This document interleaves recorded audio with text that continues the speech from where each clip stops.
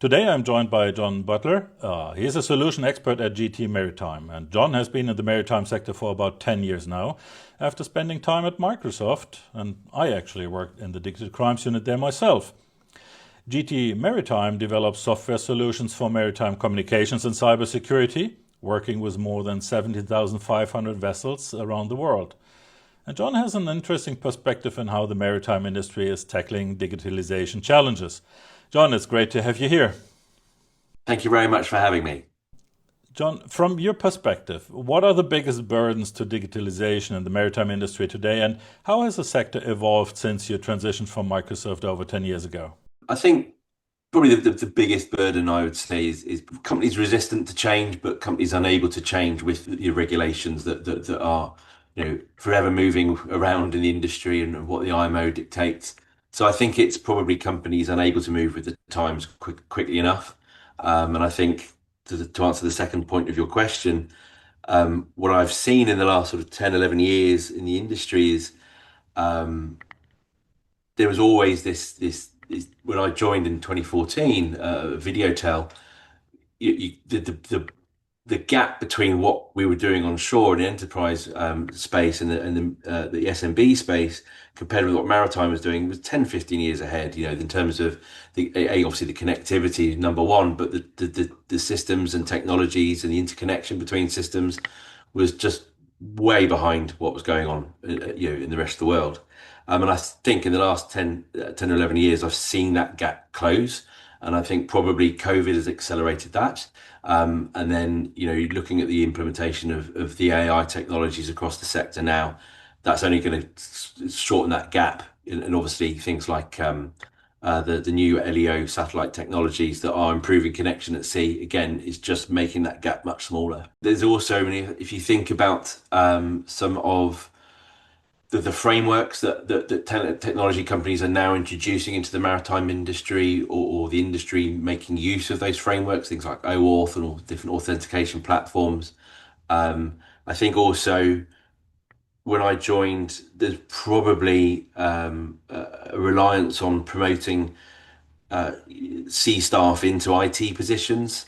And so they weren't really, they didn't have the necessary experience. They were managerial roles, and they didn't have the leadership and the foresight to actually make the right correct technology decisions. And I think you've probably seen again more companies stepping into the space, but more IT leadership coming into the maritime digital companies. I think you see a lot more of that. I also think that and I've seen it pretty much everywhere I've worked in the industry, very much a kind of reliance on industrial style user experiences and interfaces. And I think what you're starting to see now with the digitalization trend that is like going up, that you're seeing much more consumer grade user experiences, and putting the user first in terms of how they approach their problems, how they do their day-to-day job, improving automation, improving efficiencies. I think so. You're seeing much better user experience, and product designers coming into the industry and actually doing a lot of research on what the actual end user is doing to accomplish their job. And I think that's a great thing. Um, with cybersecurity threats rising, such as 15% of maritime users clicking on phishing links, what key vulnerabilities do vessels face today, and how can operators prepare for IMO compliant solutions? I would say probably one of the larger challenges, in my perspective, and which is potentially limited compared with some of my colleagues in other digital companies, is legacy systems and unpatched software. I think you speaking about that sort of 10 to 15 year gap. The maritime industry is behind the rest of the world. Is that they still rely on old systems to carry out mission critical functions on board. You look at banks, for example. Some of them running old systems because it's too much of a risk to update or too costly to update.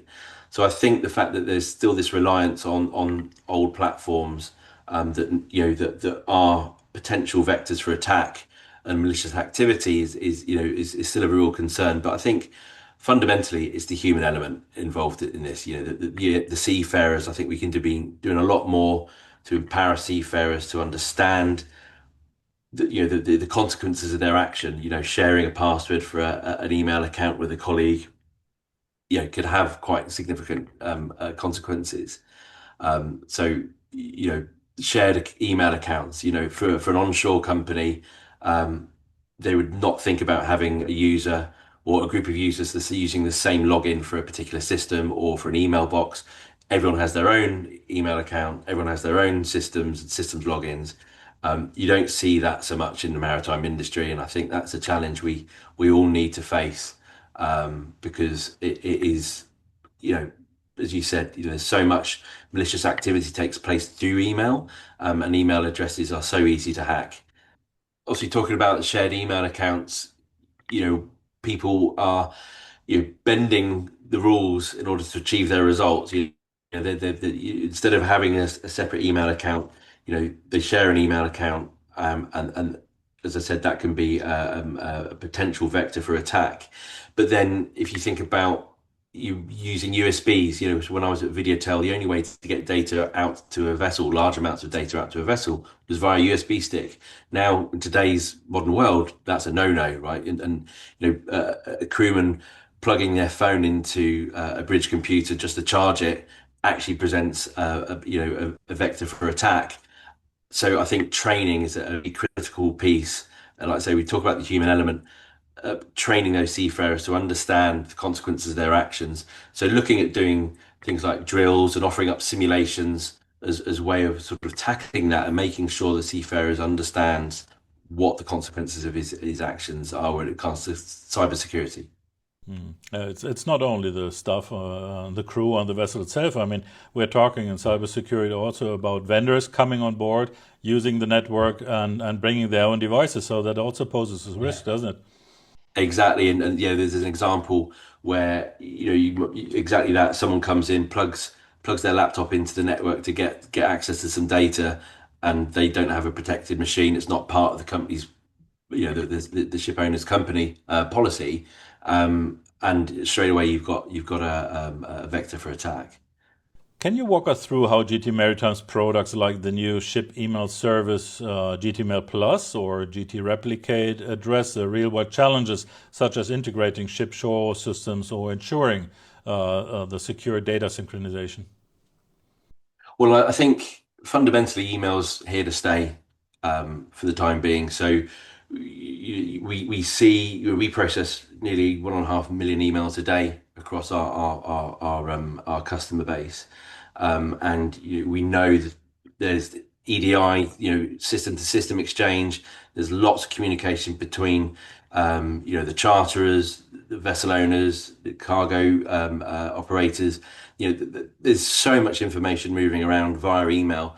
And as I said before, people to move away onto other systems, they've tried it, it's not worked. Email is still going to be the cornerstone of communication between ship and shore. It's just about how you improve on that experience. And I think if you look at organizations that are out there that are using AI, for instance, to tailor data on screen for the end user to make sure that they are being more efficient in doing their carrying out their day-to-day jobs, making sure certain information is highlighted.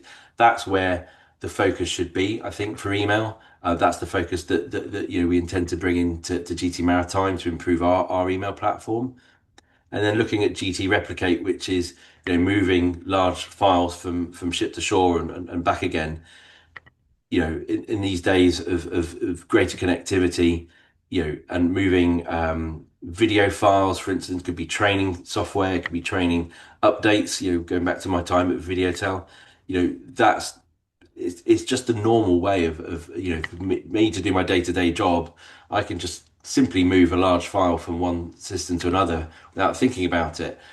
Now, when it comes to the maritime sector, you have to think about it. And what GT Maritime brings to that particular process is that we optimize, and compress, and we do all the error correction and packet management to ensure that that file and those emails arrive safely, but also not using as much bandwidth as other systems might do.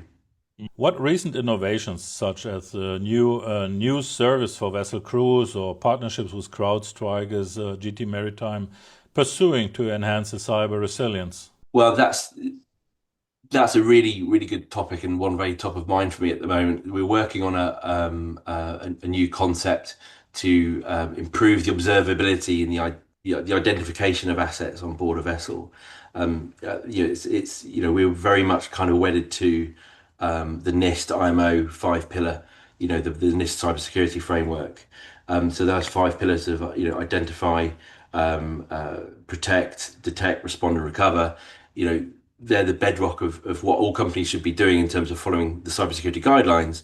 So we're building a platform that addresses those key five pillars of the cybersecurity framework.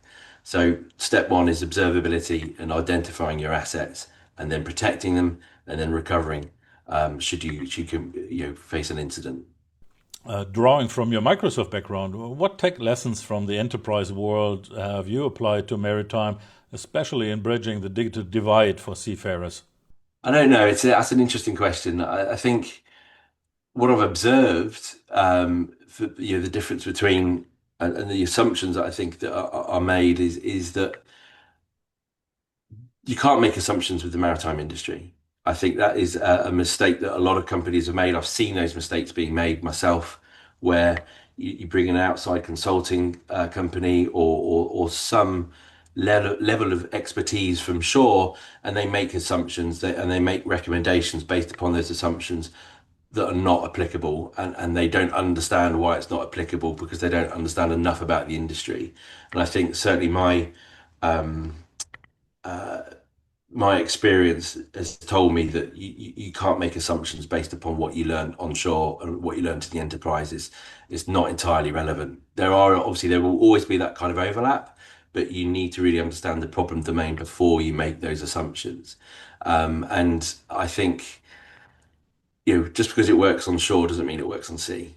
And that's, I say that technical gap is closing all the time. What with the LEO networks, and the faster speeds, and the concept of the floating office, is something that you see quite a lot now mentioned in the industry. But those floating offices are sometimes in very sort of dangerous environments, in the deep sea and in bad weather. The connections are not going to be stable. They're going to have other pressures. But I think also one of the things that I really feel quite passionate about is trying to relieve the burden from the seafarer. So at my time at Videotel, I was much closer to the seafarer and the end user on board the ship than I am now. We produced Videotel produced training courses and e-learning content around what it's like to be a seafarer, the cultural differences, the pressures they're under immense pressure all the time. And so to expect them to be the local IT support on board a vessel to fix a problem with a computer system that's not being particularly designed very well, we need to remove that. We need to let them carry on with their job and let IT managers on shore administer the systems at sea. And we've got to think about ways of doing that effectively and efficiently and in an intuitive way as well. So yeah, I'm really quite passionate about making sure that the end user on board the vessel is not having to fix problems. If they have to use the system, they have to use it. If they have to fix it, let someone from shore fix it. Looking ahead, what do you predict for maritime communication in the next 5 years, and how is GT Maritime positioning itself for sustainable growth? Well, I think, ultimately it's going to be ubiquitous connectivity, so the ability to fail over from one system to the other without any dropout, I think is that's not far around the corner. And I think once you have that, there's just it's going to change the whole landscape. And I think ultimately it's going to be data. The interconnection of data between systems, even between different companies, and aggregating that information, I think is going to be the real game changer. And I think that's the one thing that the industry hasn't done particularly well is there's so much data across all facets of the industry, and people haven't really, well, maybe now, but people certainly back in sort of 2014 when I joined Videotel, people didn't really understand and appreciate what their data, what it meant, what the value was. And I think with the interconnections growing much better between organizations. You look at organizations like Kepler, where they're offering multiple different services around data exchange and data integration. That's the future, I think, and that's definitely where GT has an eye on, in terms of making sure that we have the right partnerships with the right organizations that our collective customers will benefit from and derive value from. So I think, that's number one. And then AI, obviously, I think, we've kind of left the big white whale in the room till the last question. But AI obviously is fundamentally going to change everything in terms of our understanding of that data, how we use it. You don't necessarily need to get guys in a room with paper and pen looking at information and understanding it. You've got an AI chatbot or something like that that's an agent running in the background that's making those analyses for you and presenting you the options. And I think, as long as you've got a good understanding of the context of how that AI has presented that information, and you can derive the information and you understand, that's great. Great feedback from the AI. Then yeah, ultimately, I think it's just going to fundamentally change our understanding of how our wonderful industry works. And yeah, I look forward to being part of that and seeing some of the outcomes of that. Jon, thanks so much for your perspectives and insights. That was really enlightening, this interview. Thanks for your time. Thank you very much.